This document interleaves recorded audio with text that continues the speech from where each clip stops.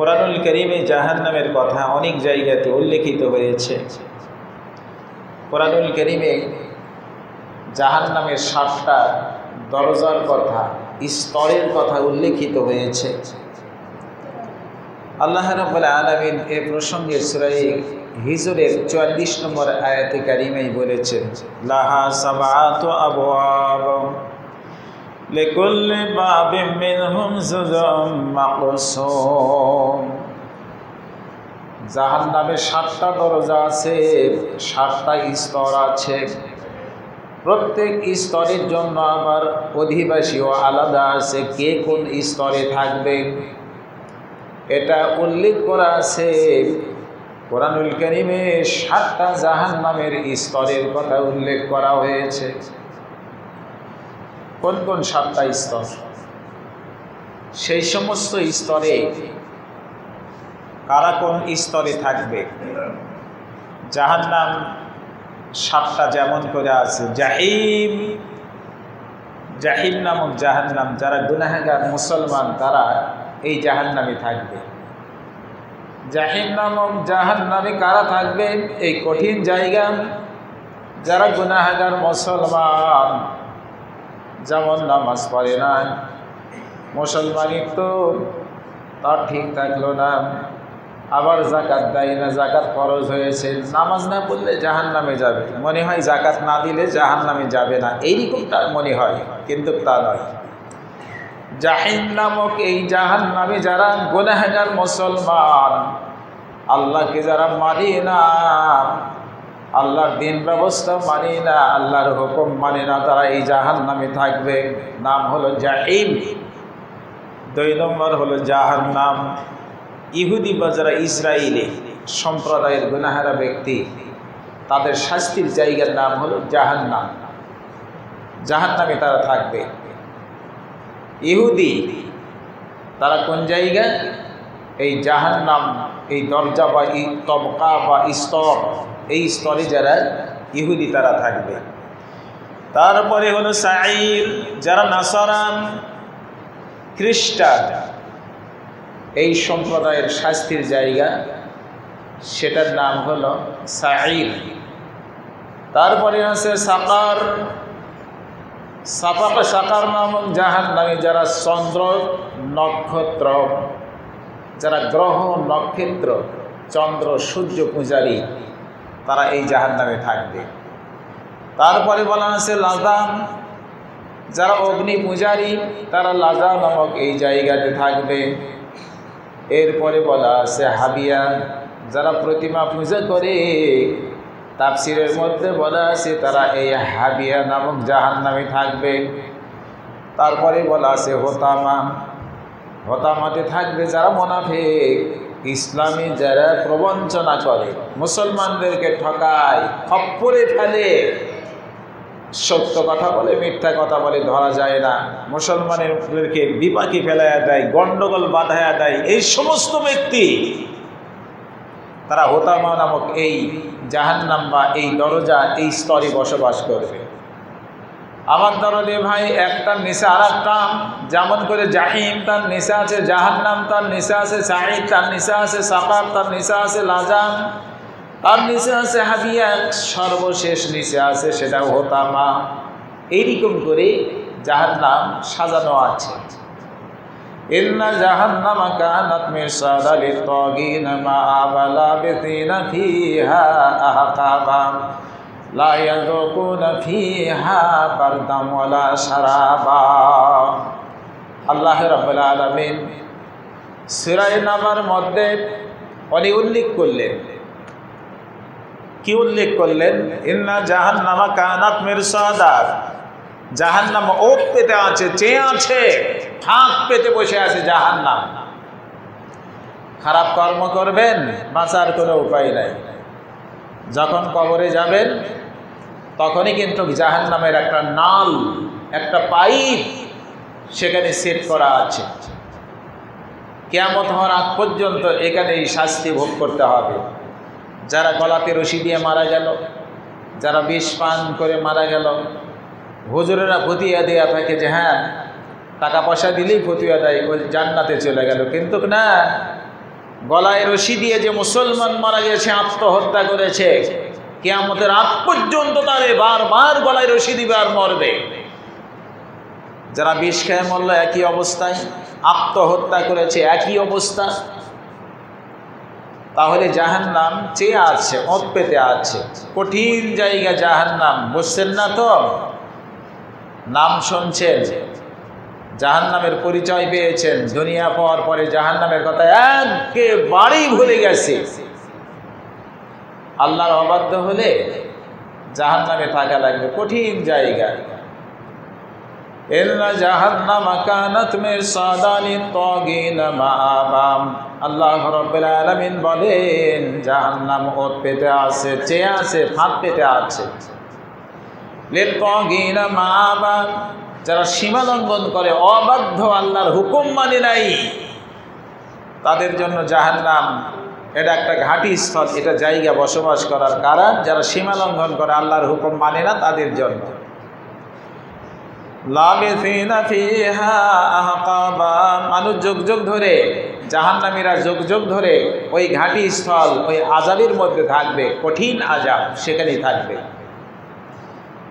লা ইয়াযুকুনা ফিহা বারদান ওয়ালা শারাবা, আল্লাহ বলেন ওইখানে পানি জাতীয় কিছু সুস্বাদু কোনো পানি জাতীয় কিছু পাবে না, এত কঠিন জায়গা। ইল্লা হামিমান ওয়া গাসসাকা, আল্লাহ বলেন যে পানি চাইলে ঠান্ডা জাতীয় কোনো কিছু পাবে না, পাবে কি গরম পানি, ফুটন্ত পানি সেখানে দেওয়া হবে। আর পোষ জাতীয় খাবার জাহান্নামে দেওয়া হবে। পোষ দেখলে ঘৃণা লাগে না? পায়খানা চাইতেও ঘৃণা, পোষ দেখলে লাগে, ঘৃণা করেন, মুখটা সরালেন, কিন্তু ওইটা আপনাকে খাইতে দেওয়া হবে, পান করতে দেওয়া হবে। কাদেরকে? যারা ইসলাম মানে না, হুকুম মানে না আল্লাহ তাআলা, তাদেরকে দেওয়া হবে। ভাইরা আমার, একটার পরে আর একটা অত্যন্ত কঠিন। প্রথম জাহিম বলা হলো যে কঠিন, জাহান্নাম তার চাইতে কঠিন, সাইজ তার চাইতে কঠিন, সাকার তার চাইতে কঠিন, লাজা তার চাইতে কঠিন, জাহান্নাম হাবিয়া তার চাইতে কঠিন, হতামা তার চাইতে কঠিন। এই জন্য আল্লাহ রাসূল বলেছেন, যখন তুমি নামাজ পড়বে তখন জাহান্নাম থেকে, কবরের আযাব থেকে আল্লাহর কাছে তুমি মুক্তি চাও। হযরত আয়েশা সিদ্দিকা রাদিয়াল্লাহু তাআলা আনহা বলেন, আল্লাহ রাসূল প্রত্যেকটা সালাতে সালাম ফিরানোর আগে উনি দোয়া করতেন, আল্লাহুম্মা ইন্নী আউযু বিকা মিন আযাবি জাহান্নাম ওয়া আউযু বিকা মিন আযাবিল কবর ওয়া আউযু বিকা মিন ফিতনাতিল মাসীহিদ দাজ্জাল। আল্লাহ তুমি জাহান্নামের আগুন থেকে মুক্তি দাও। রাসূলুল্লাহ পড়ে থাকেন সালাম ফিরানোর আগে, আল্লাহ তুমি জাহান্নাম থেকে মুক্তি দাও। সবাই বলেন আল্লাহুম্মা আমিন। আল্লাহ কবরের আযাব থেকে মুক্তি দাও। সালাম ফিরানোর আগেই দোয়া আমার রাসূল পড়তেন। দাজ্জালের ফিতনা থেকে আল্লাহ তুমি মুক্তি দাও। সবাই বলেন আল্লাহুম্মা আমিন। এই দুনিয়ার ফিতনা, ওয়া আউযু বিকা মিন ফিতনাতিল মাসীহিদ দাজ্জাল ওয়া আউযু বিকা মিন ফিতনাতিল মাহইয়া ওয়াল মামাত। আল্লাহ মৃত্যু আর জিন্দেগির, আল্লাহ জীবন মরণের ফিতনা থেকে তোমার কাছে মুক্তি চাই। সবাই বলেন আল্লাহুম্মা আমিন। আল্লাহুম্মা ইন্নী আউযু বিকা মিনাল মাআতামি ওয়া মিনাল মাগরাম। ও রব্বুল আলামিন, পাপের বোঝা থেকে তুমি মুক্তি দাও, ঋণের বোঝা থেকে তুমি মুক্তি দাও। আল্লাহ রাসূল এত সুন্দর করে দোয়া করেন। আয়েশা সিদ্দিকা বলেন, এমন কোন সালাত নাই যেই সালাতে আমার রাসূল দোয়া করেন নাই, আল্লাহুম্মা ইন্নী আউযু বিকা মিন আযাবি জাহান্নাম ওয়া আউযু বিকা মিন আযাবিল কবর ওয়া আউযু বিকা মিন ফিতনাতিল মাসীহিদ দাজ্জাল ওয়া আউযু বিকা মিন ফিতনাতিল মাহইয়া ওয়াল মামাত। আল্লাহুম্মা ইন্নী আউযু বিকা মিনাল মাআতামি ওয়া মিনাল মাগরাম। কত সুন্দর দোয়া! আপনাদেরকে মুখস্থ করে নিয়াম, প্রত্যেকটা সালাতে সালাম ফিরানোর আগে এই দোয়াটা পাঠ করার জন্য, আমল করার জন্য পরামর্শ দেওয়া গেল। আল্লাহ মুসল্লি সবাইকে এই দোয়াটা, কোন দোয়া? জাহান্নামের আগুন থেকে মুক্তি লাভের দোয়া, কবরের আযাব থেকে মুক্তি লাভের দোয়া, ফিতনাতে দাজ্জালের ফিতনা থেকে মুক্তি লাভের দোয়া, দুনিয়া পরকালের জীবন মরণের ফিতনা থেকে বাঁচার জন্য দোয়া, ঋণ থেকে বাঁচার জন্য দোয়া, গুনাহ থেকে বাঁচার জন্য দোয়া। এইটা সবাই মুখস্থ করে নিয়ে আমল করবেন। আশা করা যায় আল্লাহ মহান আপনাকে জাহান্নাম থেকে মুক্তি দান করবেন। সবাই বলেন আল্লাহুম্মা আমিন। আল্লাহ তাআলা আমাদেরকে মুক্তি দিবেন। এত কঠিন জায়গা রে জাহান্নাম, এত কঠিন জায়গা, একটুখানি না বললেই পারবো না, না বললেই পারি না, একটুখানি বলে যাই। ভাইরা আমার, 7টা জাহান্নামের দরজা, 7টা জাহান্নামের স্তর বলে গেলাম। আপনাদের কাছে আরো 7টা জাহান্নামের মধ্যে বিশেষ বিশেষ জায়গা আছে, কোরআনুল কারিমে বলা হয়েছে। কি বলা হয়েছে? গাই নামক একটা জায়গা আছে, মানুষদেরকে নিক্ষেপ করা হবে গাই নামক জায়গা। অন্যান্য জাহান্নাম, গাই থেকে বাঁচার জন্য কথাটা ভালো করে বুঝে নেন। অন্যান্য জাহান্নাম, জাহান্নাম 7টা, দরজা তার 7টা, জাহান্নামের দরজা যে 7টা, এই 7টা গাই নামক এই জাহান্নামের এই গর্ত থেকে বাঁচার জন্য দিনে 400 বার আল্লাহর কাছে পাহানা চায়, আল্লাহ ভয় করছি গাই নামক জায়গাতে যাতে আমরা না যাই। সেই গাই নামক জায়গাতে এই সমস্ত মানুষদেরকে নিক্ষেপ করা হবে। এত কঠিন জাহান্নাম, ওই গাই নামক জায়গা থেকে মুক্তি চাই দিনে 400 বার। আর আমরা দোয়া করতে পারি না আল্লাহর কাছে জাহান্নাম থেকে মুক্তি লাভের জন্য, কোনো চিন্তা করতে পারি না। হাদিসে বলা হয়েছে যে সবচেয়ে কম জাহান্নামের শাস্তি কাকে দেওয়া হবে? যার পায়ে স্যান্ডেল পরিয়ে দেওয়া আছে, দেহে তো কিছুই নাই, খালি স্যান্ডেল পরে দেওয়া আছে। এই ব্যক্তির মাথা দিয়া বল বল করিয়া টকবক করবে জাহান্নামের আগুন। এই ব্যক্তিকে সর্বকম সর্বনিম্ন শাস্তি দেওয়া হয়। ব্যক্তি মনে করবে আমাকে মনে হয় সবচাইতে বেশি শাস্তি দেওয়া হচ্ছে। অদরদি ভাইরা আমার, এত কঠিন জায়গা, যারা আল্লাহর হুকুম মানে না তাদেরকে এই সমস্ত জায়গাতে নিক্ষেপ করা হবে। জাহান্নামের এই 7টির মধ্যে আরো 7টা জায়গা কঠিন আছে, ওগুলো জায়গাতে আমাদেরকে পানিশমেন্ট করার জন্য, শাস্তি দেওয়ার জন্য বিশেষ ব্যবস্থা রয়েছে। তার মধ্যে একটা হলো গাই, কঠিন জায়গা, অন্যান্য জাহান্নাম। 400 বার মুক্তি চায় আল্লাহ গাই নামক জায়গাতে যেন আমরা না যাই। দ্বিতীয় আর একটা জায়গা আছে, তার নাম হলো জামহারির, ঠান্ডা হিমবাহ এমন ধরনের একটা কূপ। যেই কূপের মধ্যে ছেড়ে দেওয়া হলো, আপনি একবারে টগা লেগে যাবে, শিষ্টাস লেগে যাবে, একবারে আপনি মানে স্থবির হয়ে যাবেন ঠান্ডার চোটে। যেমন করে দেখেন না, যে সমস্ত জায়গা, যে সমস্ত দেশে খুব ঠান্ডা বেশি, আপনার খাটের নিচে আগুনের ব্যবস্থা করা হয়, এইরকম নয়। ধরেন যে বাংলাদেশে যে শীত পড়লো, আমরা চাদর লাগাইলাম, সোয়েটার লাগাইলাম, আগুন ধরাইলাম, এর চাইতে শত শত গুণ বেশি ঠান্ডার মধ্যে আল্লাহ আপনাকে আমাকে ডুবে দিবে। সেদিন কি অবস্থা হবে? টগা লেগে যাবেন, আর জ্ঞান থাকবে না, প্রতিবন্ধীর মতো হয়ে যাবে। তার মধ্যে বলা আছে আর একটি জায়গা জব্বল হোজন। জব্বল হোজন বলা হয় এমন একটা কূপকে, যেই কূপের মধ্যে আপনাকে যদি ছেড়ে দেওয়া হয়, চিন্তার কূপ, টেনশনের কূপ, এমন টেনশনে পড়ে যাবেন মনে হয় আমি মরে যাচ্ছি রে, বাঁচতে আর পারবো না।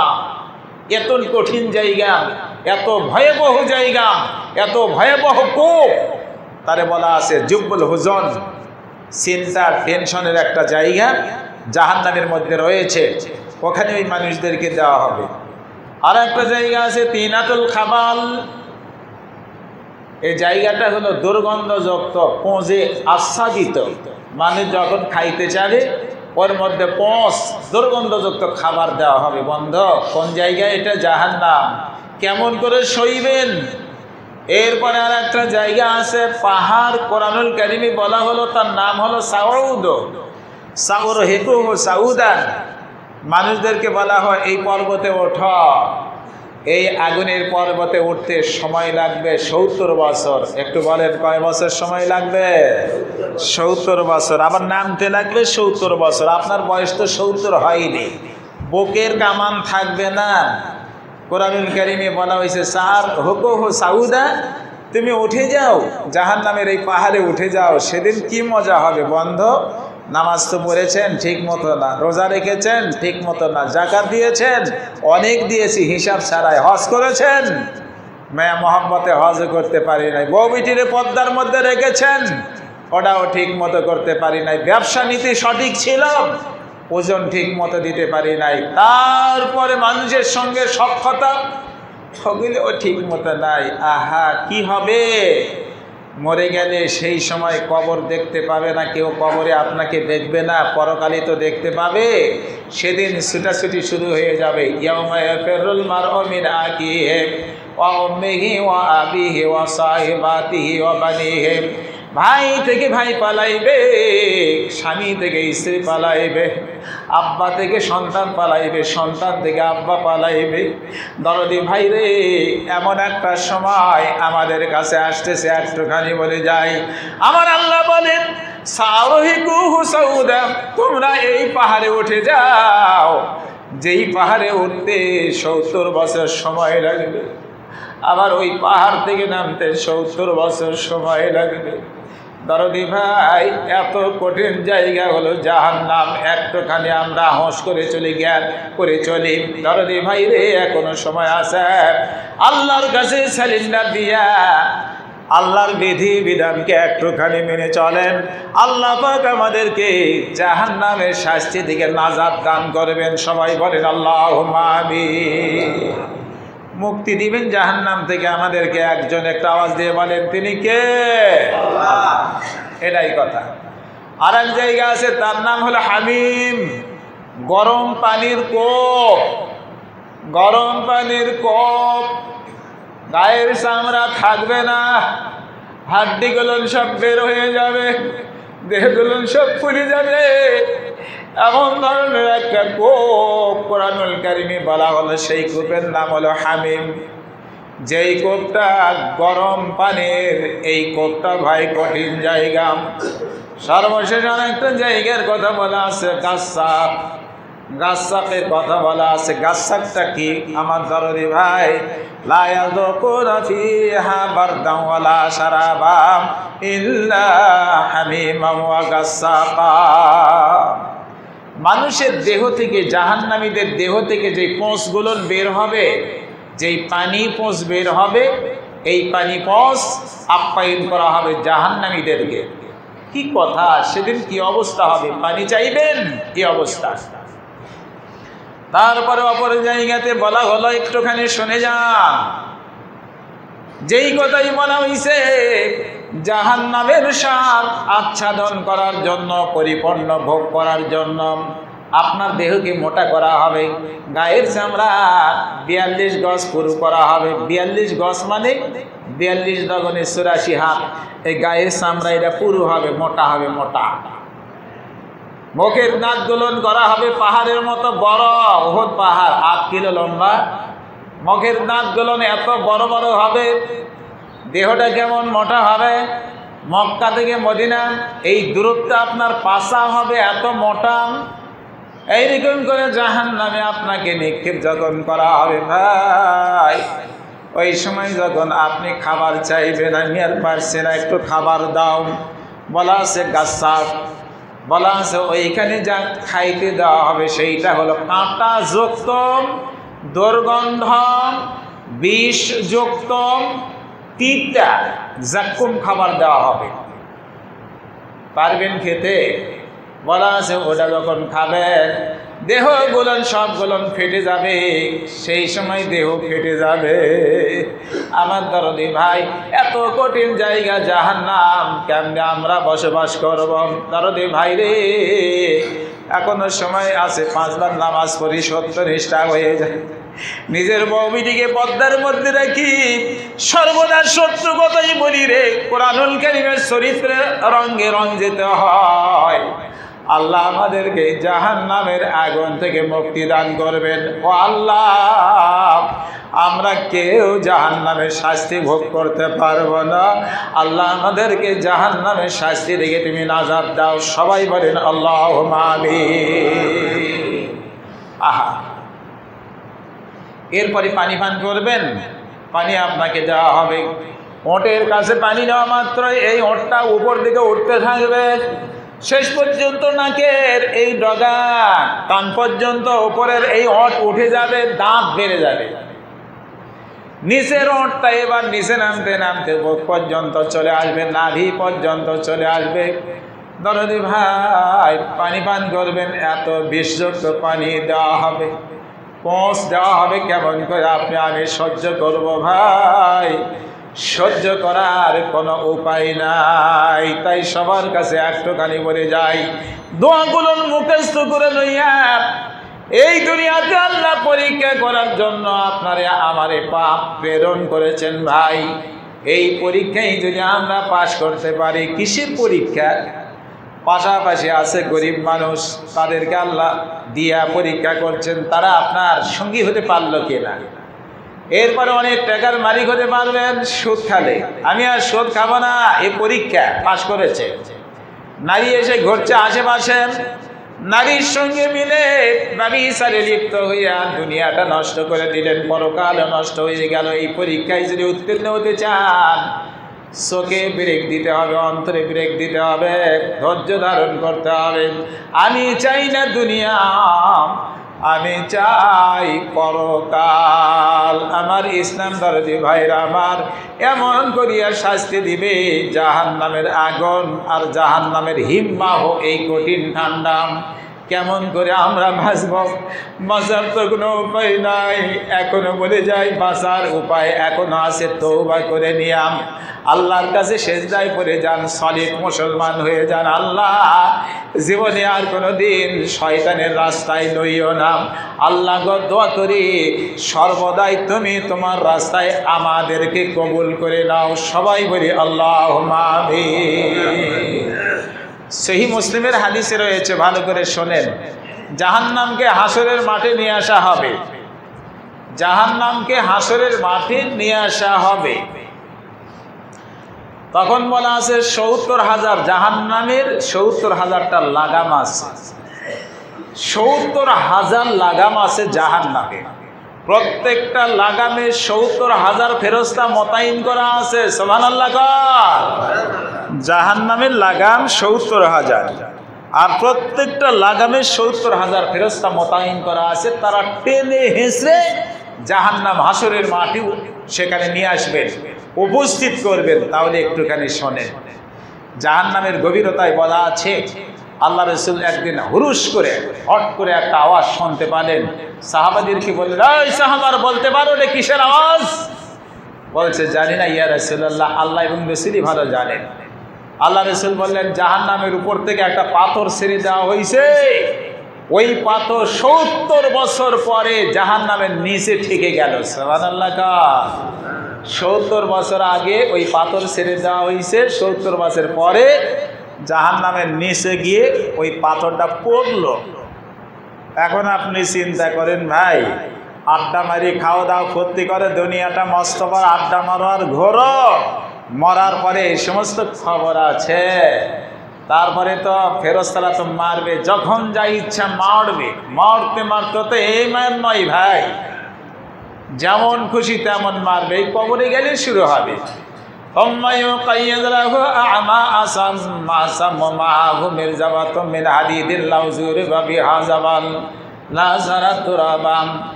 একটা বড় হাদিসের মধ্যে বলা হয়েছে, দরদি ভাইরা আমার, যারা কাফির বেঈমান তাদের কবরে 2 ফেরেশতা আছে, তো প্রত্যেকের কবরে 2 ফেরেশতা।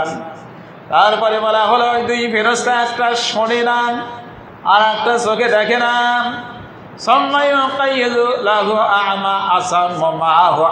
মানে অন্ধ, আসাম মানে বধির, মারতে থাকবে, মারতেই থাকবে, মারতে থাকবে। অন্ধ দেখতে পাবে না, তার মায়া মমতা কিছুই নাই। অন্ধ যখন মারবে তখন ওই ঠসা বা বধির কিছুই শুনতে পাবে না। একজন চোখে থাকে না, তাই মায়া নাই। রক্ত দেখলে একটু মায়া লাগতো, রক্ত তো আর দেখতে পাচ্ছে না। আর ওই ঠসা বা বধিরও শুনতে পায় না, ওর আবার কিসের মায়া? এই 2 জনকে কবরে দেওয়া হয়েছে, বাপরে মারে করে চিৎকার দিবেন, কেউ শুনতে পাবেন না। কবরে শুরু হয়ে গেছে, কবরে জাহান্নামের শাস্তি শুরু হয়ে গেছে। হযরত ওসমান জিন্নুরাইন কাঁদে, হাত্তাইয়া বললা লিহিয়া, কাঁদনের কারণে চোখের পানিতে ওসমানের দাড়িগুলো ভিজে ভিজে যায়।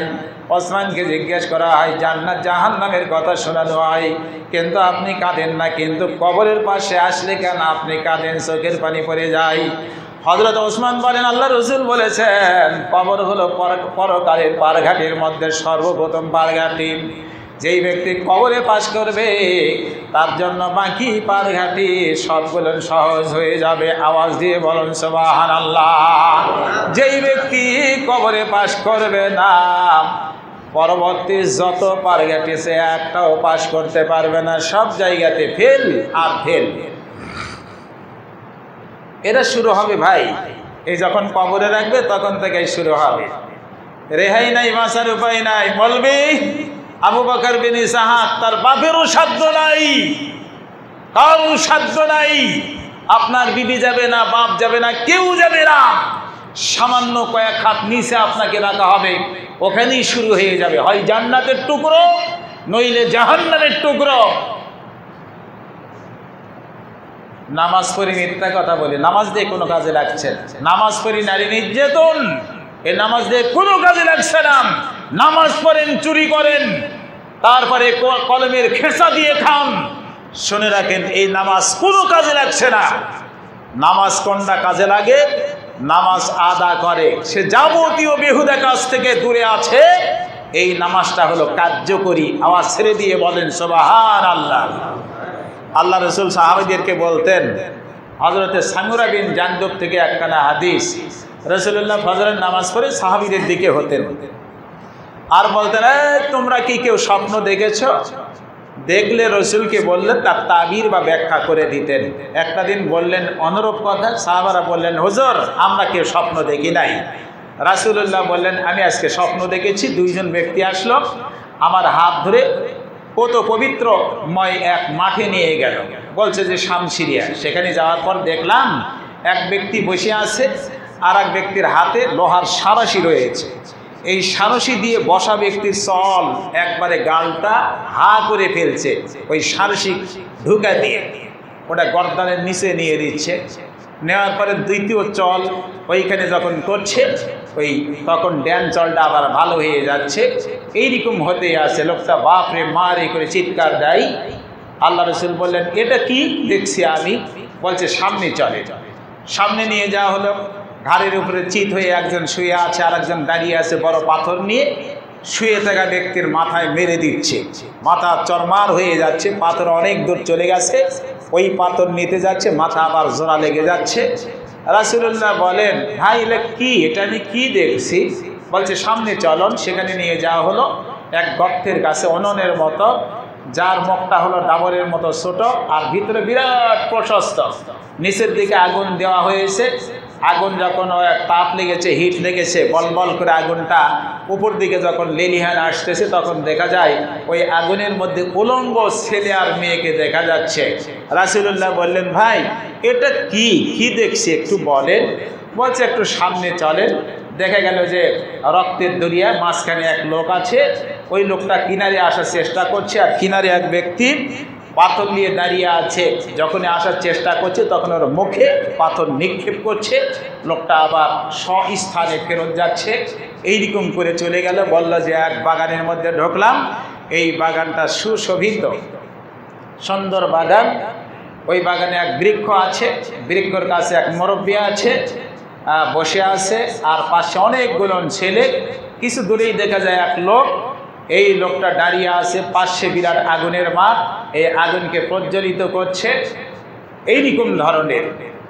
তখন বলছে, ভাই এরপরে কি হলো? কোথায় আমাদের নিয়ে যাবেন? আল্লাহ রাসূল বলেন, তারা আমাকে ধরে নিয়ে এক গাছের উপরে যাচ্ছিল। মাঝ পথে যাওয়ার পর দেখলাম ওই গাছের মধ্যে একটা সুন্দর বিল্ডিং, জান্নাত। সুবহানাল্লাহ কর। এইখানে আছে বৃদ্ধ, যুবক, নারী, বালক। তারপরে আমাকে ওই গাছের উপরে নিয়ে যাওয়া হলো। আগের চাইতে আর একটা উত্তম ঘর দেখতে পেলাম, খুব সুন্দর ঘর।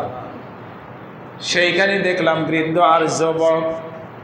আমি এখন বলছিলাম ভাই তোমরা একটুখানি বলো, আজকে সমস্ত রাত ধরে অনেক কিছু আমাকে দেখানো হলো, এইগুলোর ব্যাখ্যা একটুখানি বলো। দুইজন বলছে তাহলে একটু শোনেন। প্রথমে যেই ব্যক্তির গালটা ছিঁড়ে দেওয়া হচ্ছে এই ব্যক্তি হলো মিথ্যাবাদী,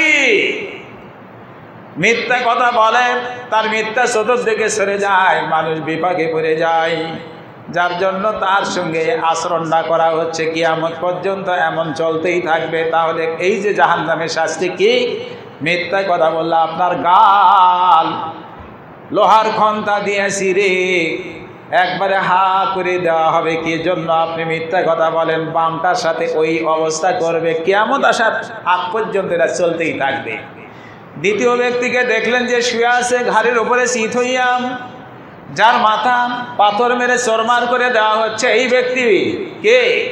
দিনের আলেম, তারে অনেক কোরআনের জ্ঞান দেওয়া হয়েছিল, রাতের বেলায় অলস, দিনের বেলায় কোনো আমল করে না, নামাজ পড়ে না, কিচ্ছুই করে না, মানুষদেরকে দিনের রাস্তায় নিয়ে আসে না, যার জন্য তার মাথা পাথর মেরে চরমার করে দেওয়া হয়। তৃতীয়টা, যেইখানে দেখলে জাহান্নামের গর্ত ডাবরের মতো, মুখটা ছোট, ভিতর অত্যন্ত ফাঁপাল, ওর মধ্যে অনেক নগ্ন ছেলে আর মেয়েকে দেখা যায় জাহান্নামের আগুনে পড়ে আছে। এরা কারাম?